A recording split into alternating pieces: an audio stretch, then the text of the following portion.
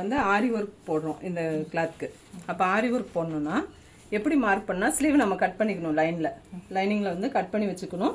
நெக்கை cut பண்ணக்கூடாது.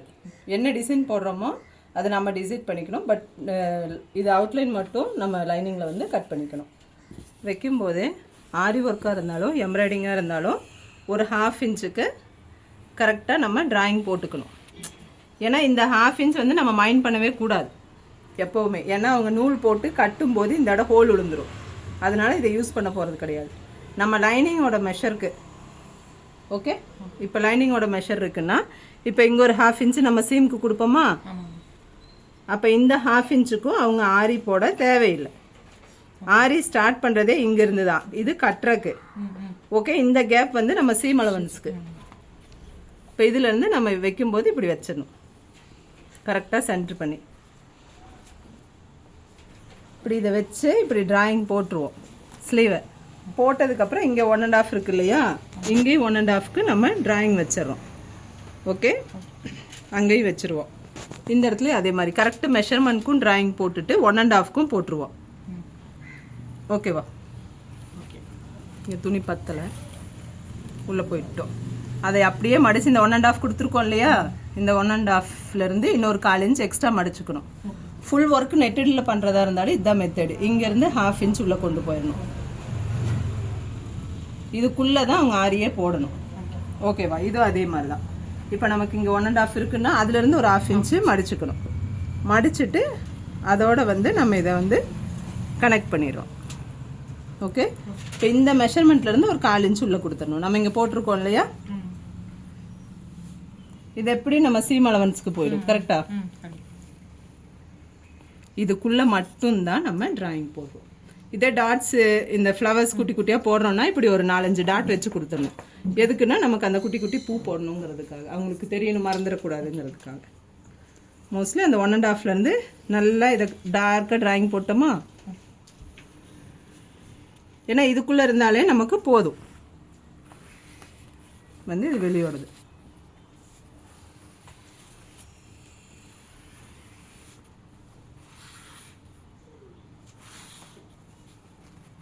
இதை அப்படியே எடுத்துட்டு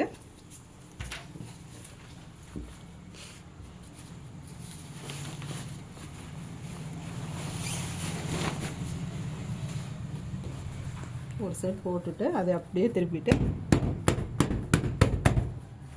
தட்டி விட்டோன்னு இங்கே வந்துடும்.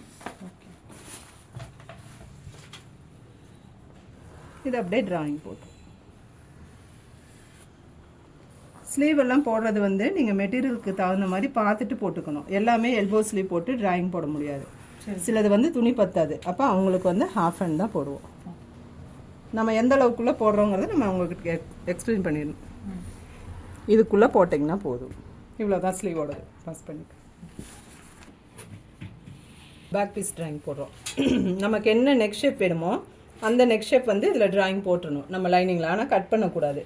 அது அப்படியே மேலே வைக்கிறோம். இதுலேயே அதே மாதிரி அவங்க கட்டுறதுக்காக 1/2 இன்ச்சு விட்டுறோம். எப்படி கரெக்டாக இங்கேருந்து ஒரு 1/4 இன்ச்சு தள்ளி வச்சுக்கணும். ஃபோல்டுலேருந்து 1/4 இன்ச்சு தள்ளி வச்சுக்கணும்.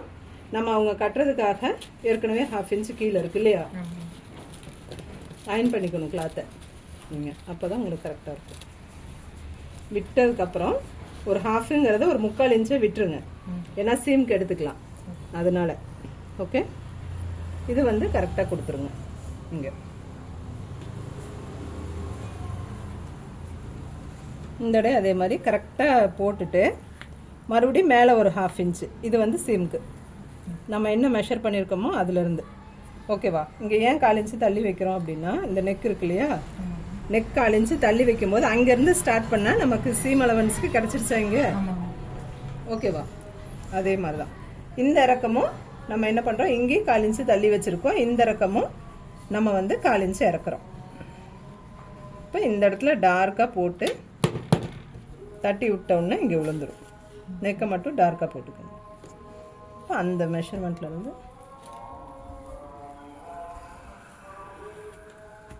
ஓகேவா. இதில் நீங்கள் என்ன நெக் வேணாலும் சேமாக நீங்கள் அதில் டிராயிங் போட்டுட்டு இதில் போட்டுக்கணும். ஃப்ரண்ட்டும் அதே மாதிரி தான். நல்லா என்ன டிசைன் வேணுமோ டார்க்காக நீங்கள் டிராயிங் போட்டுக்கோங்க. போட்டுட்டு இங்கே ஏற்கனவே 1/4 இன்ச்சு எக்ஸ்ட்ரா விட்டுருக்காங்க. அதனால் இது என்ன பண்ணுறோம், அப்படியே திருப்பி இந்த நம்மளை பார்த்த மாதிரி கிராஸ் கட்னா கிராஸில் வைக்கிறீங்க, நேர்னா நேரில் வச்சிடுறீங்க.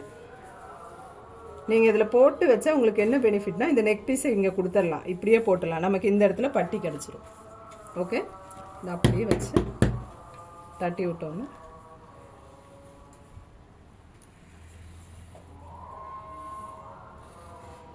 என்ன இருக்கோ அது கிடச்சிடும். அவ்வளோதான், இதில் வேறு ஒன்றுமே தேவையில்லை. Okay, front neck. இப்போ பேக் நெக் என்ன பண்ணுறோன்னா, ஸ்லீவ் எப்படி திருப்பணும் அதே மாதிரி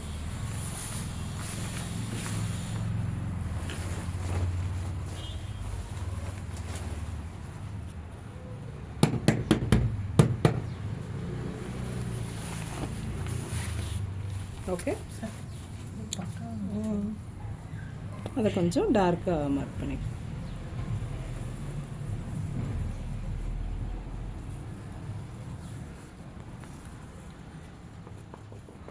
இந்த இடம் தேவையில்லை, ஏன்னா இங்கே தான் இங்கே நம்ம புட்டாஸ் போடுறோம்னா இப்படி டாட் வச்சு கொடுத்துடணும். இங்கே எங்கேயும் ஒவ்வொன்று எப்போவுமே லைட் கலர் மார்க்கர் தான் யூஸ் பண்ணணும். ஆரி ஒர்க் போடணும்னா ப்ளூ கலரு, இந்த பிளாக் கலரு இதெல்லாம் யூஸ் பண்ணிடவே கூடாது. Light yellow, light white, light pink அந்த மாதிரி யூஸ் பண்ணிங்கன்னா டார்க் ஆகாது.